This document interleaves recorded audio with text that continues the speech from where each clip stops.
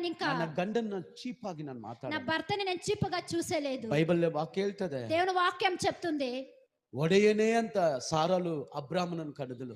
ఆ సారాలు హొడయడే అని చెప్పి సారాలు కూసింది. ನಾನು ಯಾವಾಗಲೂ ಹೇಳ್ತೀನಿ, నేను ఎప్పుడూ చెప్తాను, ನೀನ್ ಹೆಂಡತಿನ ರಾಣಿ ತರ ನೋಡ್ಕೊಂಡು ನೀನ್ ರಾಜ ಆಗ್ಬಿಡ್ತೀಯ. నీ భార్యని రాణి తర చూడు, నువ్వు రాజుడు అవుతావు అని. ನೀನ್ ಅವಳನ್ನ ಹೆಂಗ್ ನೋಡ್ತೀಯ ನೀನ್ ಹಂಗೆ. నువ్వు ఆ తల్లిని ఎలా చూస్తావో అలాగే. ಏಯ್ ನಿನಗೇನು ಗೊತ್ತಿಲ್ಲ, ನಿನಗೆ ಗೊತ್ತಿಲ್ಲ, నీకేమీ తెలియదు అనేటప్పుడు నీకే ನೀನ್ తెలియదు. ಬಾಯಿ ಮುಚ್ಚ. నువ్వు నోర్మై. ಅಮ್ಮ ನೀನಲ್ಲಮ್ಮ ಅವರು. ಬಾಯಿ ಮುಚ್ಚ ಅಂದ್ರೆ ನಾನ್ ಬಾಯಿ ಮುಚ್ಚಬೇಕು ಫಸ್ಟ್.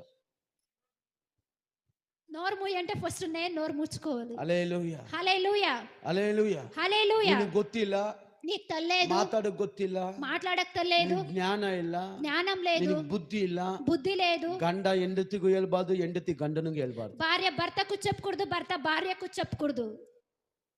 ಎಲ್ಲ ಇಲ್ಲೇ ಇದ್ದೀರಾ? అందరూ ఇడే ఉండారా? ಇಲ್ಲೇ ಇದ್ರೆ ಅಲ್ಲೇ